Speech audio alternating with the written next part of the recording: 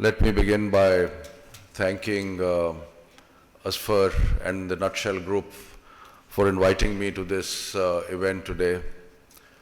And I've been truly enlightened by the various speakers who came before me, General Zubair Hayat and Mr. Rashid Bashir. And let me say that it's a unique privilege for me to be allowed or given the opportunity to work in the sector of education. There is much to do, and there is a will to do it, but it's an honor that this is the area that has been assigned to me. And one of the things that I've noticed over the last 7-8 months that I have been in this position is that there are so many passionate and dedicated people I've met who are giving their time, effort and money in the cause of education in Pakistan. It's really, truly amazing. I did not know about this, I must confess to you, that unless you come here in this position and start interacting with people, some of them are sitting here also, who have dedicated their life to the cause of education, and that's truly heartwarming. But while that has happened, unfortunately, at the state level, our rhetoric has not kept pace with our actions. I don't think that ever in our history, any government has not said that education is a great priority for them. This has always been the standard mantra. Education is very important. But when you look at our performance after 72 years, you realize that despite this constant rhetoric of education being the stepping stone to the future and so on and so forth, the result is that after nearly 72 years, we have 58% literacy. And that figure is also slightly debatable. We have over 20 million children who are not in school. We have different streams of education which are creating different mindsets, different ways of thinking in the country. We have serious quality issues where children who are in class 6 or class 8 have learning levels of class 3 or 4. And even university graduates, not all of them, but some of them, do not have the standards or the quality of writing or reading or speaking that is expected of people who have done masters or bachelors and so on and so forth. So there has been a serious disconnect between what we propose, what we say, and what we do. And that disconnect needs to be rectified. So when we took over, the first task was to clearly identify what are our challenges. And the ones that I have listed stood out very, very clearly as the main challenges that we face in education. We had to do something about literacy. We have to do something about out-of-school children, quality, skills. One of the areas where we've been seriously lacking is skills. That we've created some degree of education. We have created educated people, but they don't have the required skills to go into the job market. So we identified our priorities and we are working on them. But then we also realized the constraints and difficulties that are in the way of achieving quick results. I agree with Rashid Saab that there are no quick results, particularly in the field of education. It will take a while. But apart from the constitutional constraints, 18th Amendment, and the fact that education largely has been devolved to the provinces, particularly school education, even aspects of higher education. But there are others also. And when I was hearing Rashid Saab, I was saying that I wish government was like a corporation with a lot of highly paid people who are responding to a very, very defined chain of command where they take decisions and act upon them, and there are no stay orders coming from the courts, there are no chapas from some other institutions, there are no political and other issues to tackle, there are no D-Chowk dharnas going on issues. So government is a complicated business. And therefore, besides thinking correctly, charting the correct course, it is also a fairly complicated exercise trying to navigate your way through all the difficulties and constraints and complications that the public sector brings. So, but that has not deterred us and should not deter us. On the issue of the 18th Amendment, as it was mentioned, we have created the Inter-Provincial Education Ministers Conference. In fact, next Monday we are having the fourth meeting of the Inter-Provincial Education Ministers Conference. And the idea is that whatever we decide, whatever we want to do, we take all the promises along with us. We don't do it on our own. And so far, by and large, we have been quite successful in that. There are difficulties. I think I can mention that I went and met the Chief Minister Sindh. I went and met and my basic plea on the question of education has been that education is beyond politics. And therefore we have to, if we are committed to education, then we have to transcend our political limitations and go forward on education. On out-of-school children, we have launched a widespread program in Islamabad as a start for us to learn from what we do here. We identified over 11,000 children who were not going to school in Islamabad, and we are working on that, and we are learning from that. Why do children don't go to school? What is the reason why their parents don't find any relevance in the education that is being given to the children? Is it poverty? Are these cultural factors which prevent children from going to school? So while we are all enrolling children, and by yesterday we had enrolled out of 11,000, 5,000 out-of-school children into school in Islamabad just in this year. And by the end of June, we hope, by the end of May, we hope to have, this is our hope, that every child whom we identified as out of school in Islamabad Capital Territory will be in school, inshallah ta'ala. But the challenge will not end there, because we will have to then make sure that the children who come to school also stay in school.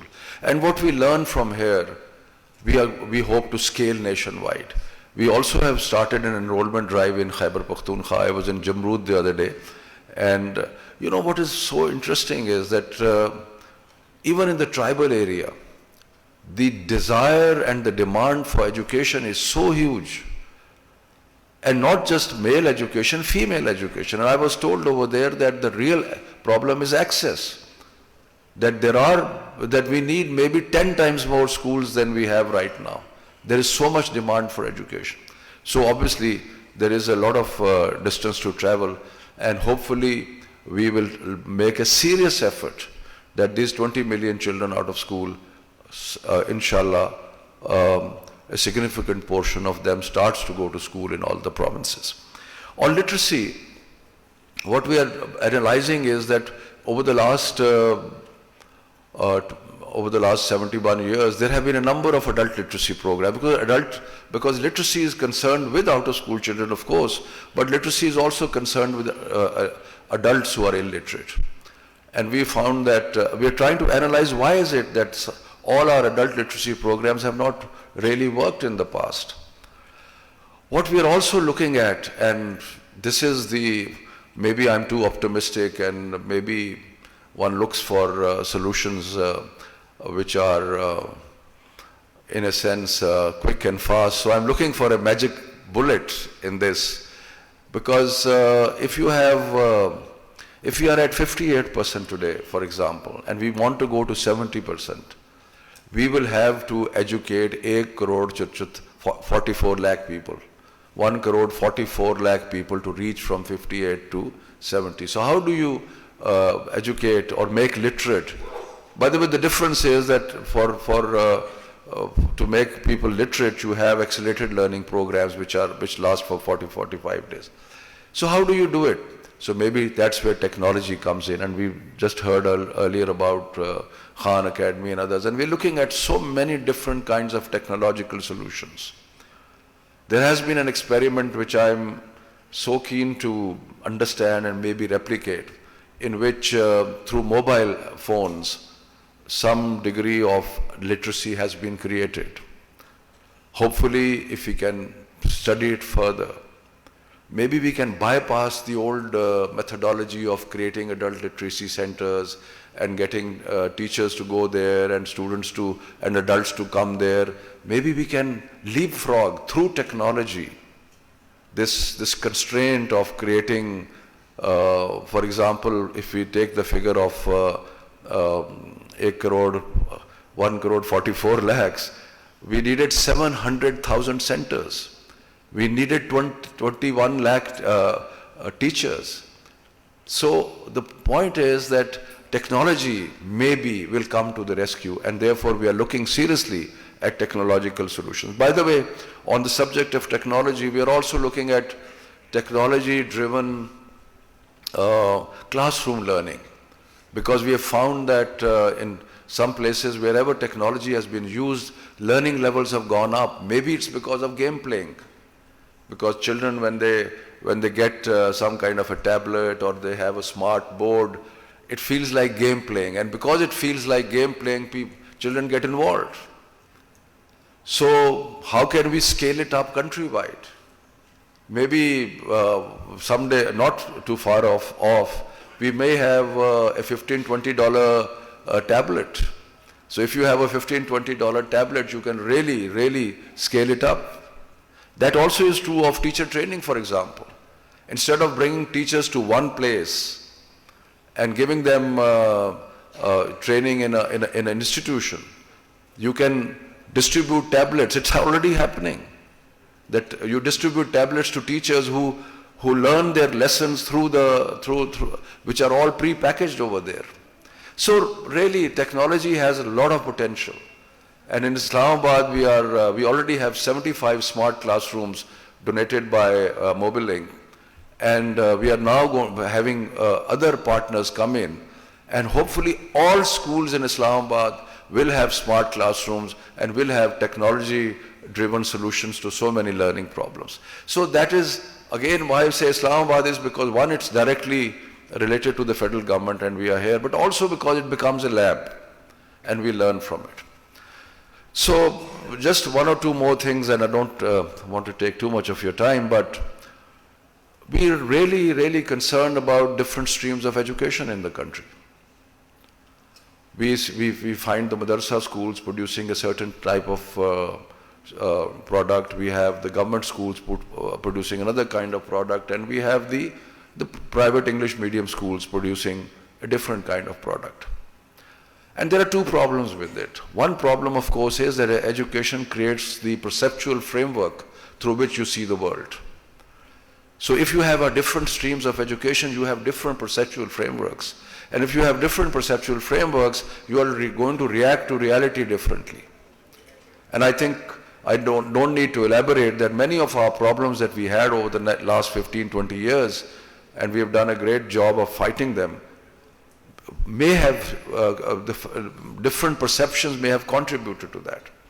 So we need to try and create, as far as possible, a single national mindset. It's not easy, and it's not kind of some big brother telling everybody to think alike. No, that's not the issue. The issue is that the nation as a whole has a similar framework. Our heroes should be the same. Our understanding of history should be the same. Are more or less the same for all children.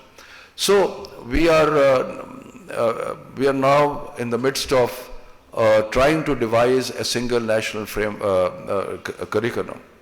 We've already established a National Curriculum Council. We have set up a body of experts, and we're going to do it deliberately and carefully and slowly. We are not going to rush into it. And we are going to have all the new technologies, artificial intelligence, this, that, and the other. All of them are going to be at different levels of education. We are going to start introducing them. We also have to answer the question of language. Because one of the disconnects in our country is that our Supreme Court has mandated that Urdu would be the official language. We have created an authority called the National Language Promotion Development Authority. There are good people serving over there, including a famous poet, Mr. Iftikhar Arif. We have Urdu Science Board, we have Urdu Dictionary Board. And yet, the demand is for English. हम कह कुछ रहे हैं, हम ये कह रहे हैं कि उर्दू की हमने तरवीह करनी है और उर्दू को आगे लेके जाना है, लेकिन एक्चुअली अगर आप वालिदैन से पूछेंगे किस किस्म की तालीम आप अपने बच्चों के लिए चाहते हैं, तो many of them say we want our kids to study English. Because why? Because that's who are the successful people in our country, the people who have gone through, or at least have an advantage of going through an English medium education. So, but this question needs an answer, and this question needs a very deliberate answer. Which is the direction we need to go? I mean, there are countries which have, I was yesterday, day before yesterday, I had the privilege of a visit from the Azerbaijani ambassador. And he said that before independence, which was from the Soviet Union, they were doing all their government work, everything in Russian. But now they are converting to Azeri, which is a form of Turkish language. So they are abandoning the language which was, in a sense, given to them by their occupiers. So these are serious issues. Where do you go? Which way do you go as far as language is concerned? People say the best learning takes place in the mother tongue. But then we have a large number of mother tongues. Even in a province you may have variations. So so these are complicated questions. I just wanted to lay them out there because it requires a very careful, deliberate attention, hard work, serious thought process. But the objective is that we create a single national curriculum. And after we have created the single national curriculum, it is adopted, hopefully through consensus by everybody. And then over time, and I'm saying it deliberately because the other day there was a big controversy on Twitter that I was quoted as saying that we have immediately abolished O-level, A-level. No, there is no such thing as immediately abolishing O-level or A-level. But hopefully over time, maybe 7, 8, 10 years, we may move towards a single national certification after 12 years of education. So these things again would require a very careful, deliberate analysis. Very quickly, I'll talk a little bit about higher education and then I'll beg leave. There are two serious issues in higher education which we are trying to address. One is the issue of quality. And quality has many dimensions, but there are two that I will very quickly mention. One is that we need to ensure that our faculty development keeps pace with what is going on around the world. So that those who are teaching have the requisite skills to impart the knowledge that is required to be imparted. And what is the knowledge that is required to be imparted? That requires constant review of curriculum. I mean, I recently heard, I hope it is not true, but maybe it's a rumor, that I was told that in one computer study course, the students were still being taught floppy disks and things like that. So it's ridiculous. I mean, if your things have moved so far ahead, and so we need a constant curriculum review, constant faculty development, so that instead of having more and more universities, there is a great demand on us for more universities. Everybody who meets me says we need a university in our area. But what we really need is not just too many universities. Good thing to have universities, but we need quality. We need universities that become centers of excellence. We need universities that are truly be able to find a place for themselves in the global ranking. And the second thing is is relevance. We have a situation where even PhDs cannot find a job. So when PhDs cannot find a job, that means there is a serious disconnect between what people are studying and what the job market is offering. I'm all for education for the sake of education. It's a good thing. But if philosophy and other things are wonderful things, but you have to have some skill set which relates to the job market.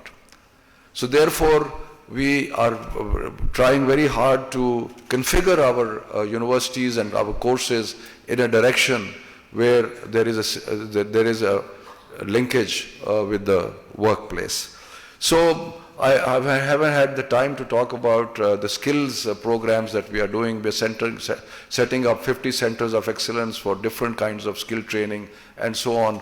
There's a whole area of skills which we are now trying to address, and hopefully we will be able to move forward. In conclusion, let me say again that obviously, Rashid Sahab, we are very concerned. We know that it's not enough to plan and think, but it's vitally important to execute. And we understand the challenges of execution also. And that is why the direction that we are trying, it's not a straight line, unfortunately. But it's something that may be a little zigzag here and there, but hopefully with the attention that this government is paying to education, we will get where we want to get. Thank you so much.